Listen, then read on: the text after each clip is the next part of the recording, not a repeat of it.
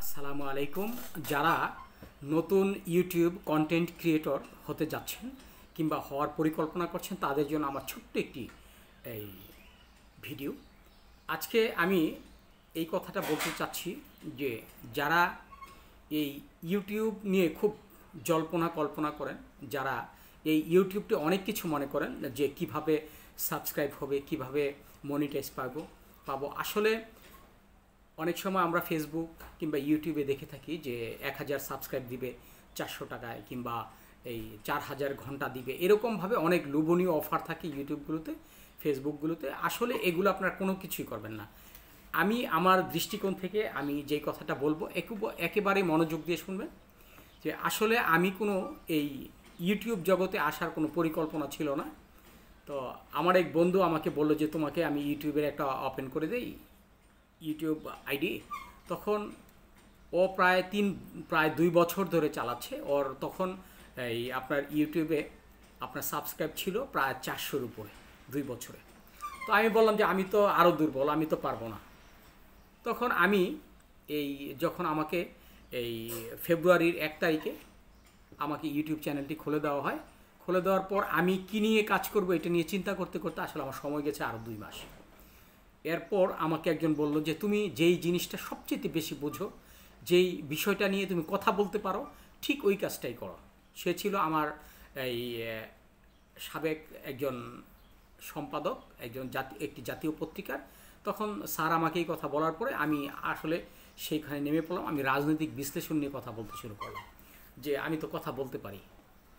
তো আমি প্রথমে মনে করেছিলাম যে আসলে আমার কথা কে শুনবে, এসব চিন্তা করতে করতে আমি এভাবে নেমে পড়ি। তো আমি যখন 30 থেকে 40টি ভিডিও আপলোড করি এই বিভিন্ন ধান ক্ষেত, পাট ক্ষেত, প্রথমে মানে যেখানে যা পেতাম ওইটা নিয়ে কাজ করতাম। তখন আমার আস্তে আস্তে দেখা গেল যে আমার প্রায় 1200 ওয়াচ টাইম হলো, 1200 ঘন্টা। এরপরে যখন আমি রাজনৈতিক বিষয় নিয়ে আমি যেটা ভালো বুঝি আমি এই বিষয়টা নিয়ে আলোচনা শুরু করলাম। 1 মাসের মধ্যেই আমার 5000 ঘন্টা ওয়াচ টাইম পূর্ণ হলো এবং প্রায় 1300-1400-র মতো আমার সাবস্ক্রাইব হলো। তো আমি তো মহা খুশি। তখন আমার ওই বন্ধুটি বলল, তখনও আমার ওই বন্ধুটির এই সাবস্ক্রাইব সংখ্যা মাত্র 515। তখন আমি চিন্তা করলাম যে আমি যেটা ভালো বুঝি আসলে এটাই তো আমার ভালো। তো আজকে আমি এই কথাটি বলার মূল উদ্দেশ্যটা হচ্ছে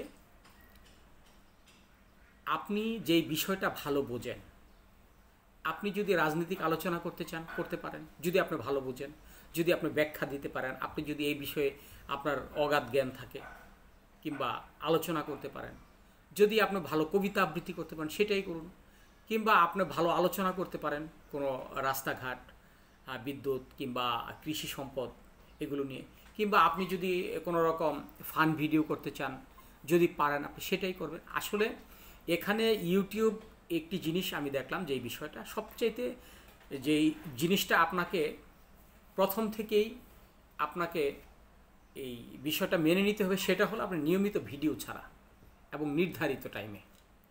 আপনি যদি প্রতিদিন একটি ভিডিও ছাড়েন, আপলোড করেন, তাহলে দেখা যাবে যে ইউটিউব কোম্পানিটা তারা বুঝতে পারবে যে আসলে আপনি এই ইউটিউবটা চালানোর জন্য কতটা পারদর্শী কিংবা আপনার আগ্রহ কতটুকু আছে।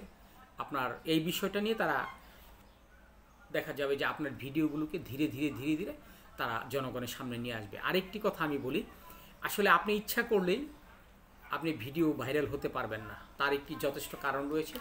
এখানে কিন্তু ইউটিউব কোম্পানিও অনেকটা আপনার কন্ট্রোল করে। আমি এই বিষয়গুলো দেখেছি। আমার যখন এই সাবস্ক্রাইব এবং ওয়াচ টাইম পূর্ণ হলো তখন ঠিক এর আগের দিন আমার একটি আপনার অফার আসলো, যে অফার না সেটাকে বলা হয় যে আমার একটি মেসেজ আসলো সে আপনি ইউটিউব পার্টনার, অর্থাৎ আমার মনিটাইজ হয়ে গেছে, মানে হওয়ার জন্য আমাকে অ্যাপ্লাই করতে হবে। যখন আমি অ্যাপ্লাই করলাম ঠিক সেই দিন বিকেলেই আমি কিন্তু এই আপনার যে গাইডলাইন্স অমান্য করার জন্য যে একটা নিষেধাজ্ঞা সেটা পেয়ে গেলাম। অর্থাৎ আমি মনে করলাম যে আমার হয়তো আর মনিটাইজ হবে না, আমি করে আনলাম কি।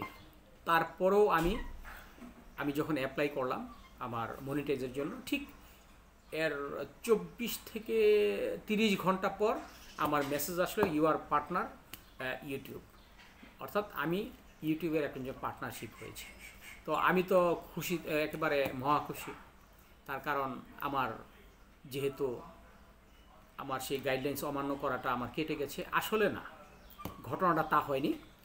আমি এরপরে প্রায় 14 দিন অর্থাৎ 2 সপ্তাহ আমি কোনো প্রকার ভিডিও আপলোড করতে পারিনি। আমার এটা গাইডলাইন্স অমান্যের কারণে আমাকে নিষেধাজ্ঞা দিয়ে রেখেছিল, যার কারণে আমি সেই কাজটি করতে পারিনি। তাই আমি অনুরোধ করব, যারা এই ইউটিউবে কাজ করতে চান তারা অবশ্যই নিয়মিত কাজ করবেন। তাহলে দেখা যাবে যে আপনার এই নিয়মিত কাজের কারণে আপনি ইনশাল্লাহ মনিটাইজ পাবেন। এবং আর আপনি কখনোই কোনো রকম 2 নাম্বারই চিন্তা ভাবনা করবেন না যে কারো কাছ থেকে আপনার কারো কাছ থেকে মনিটাইজ কিনতে হবে, কিংবা আপনাকে এই সাবস্ক্রাইব কিনতে হবে, কিংবা আপনাকে ওয়াচ টাইম কিনতে হবে। এই সব চিন্তা ভাবনা করলে আসলে ওই যে ইউটিউব কোম্পানিটা তারা কিন্তু বোঝে যে আপনি কোত্থেকে কীভাবে আপনার এই ইউটিউবটা আপনি পরিচালনা করছেন। তাই আমি সকলকে অনুরোধ করব, যারা নতুন আছেন, যারা উদ্যোক্তা আছেন, যারা নতুনভাবে এই লাইনে এগিয়ে আসতে চান, তাদেরকে অনুরোধ করব আপনারা এই 2 নাম্বারই কাজটি কখনো করতে যাবেন না। এই কাজটি করতে গেলে আপনি যেই বাধাটা পাবেন, হয়তোবা আপনি আপনার মনিটাইজ হবে, কিন্তু পরবর্তীতে আবার মনিটাইজটা কেটেও যাওয়ার সম্ভাবনা থাকে।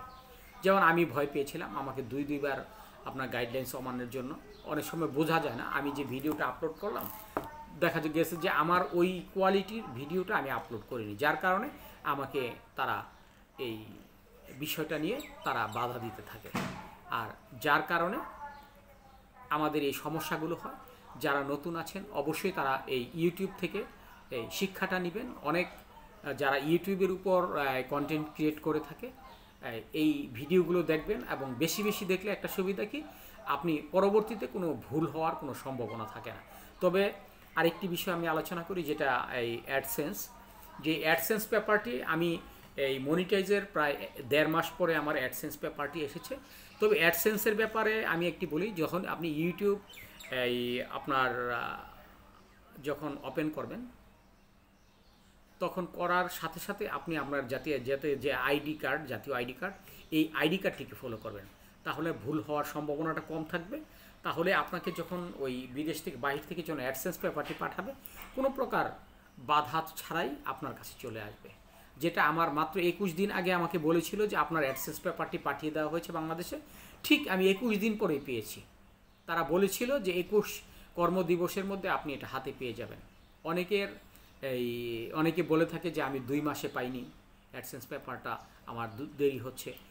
ওইখান থেকে আপনার মেসেজের পরপর আমি 21 দিন পরে পেয়েছি। আর অনেকেই আপত্তি করে বলে যে আমি 1.5 মাস পরে পেয়েছি, 2 মাস পরে পেয়েছি। অনেকে বলে আমি এখনও পাইনি, আমি আবার দরখাস্ত করেছি। আসলে এই সব বিষয়গুলো আপনি যখন আপনার সব কিছু যখন পরিপক্ক থাকবে, একেবারে নিট অ্যান্ড ক্লিন থাকবে, যখন আপনার একটি ঠিকানা কোনো প্রকার ভুল ছাড়াই আপনি নির্ভুলভাবে কাজ করবেন, তখন আপনাকে কোনো অন্যদিকে তাকাতে হবে না। এবং আপনি যদি নিয়মিত ভিডিও ছাড়েন, আপনি কারো কাছ থেকে আপনার কোনো কিছু ধার করতে হবে না এবং কিনে আনতে হবে না। ধন্যবাদ সবাই, ভালো থাকবেন, সুস্থ থাকবেন, নিরাপদ থাকবেন।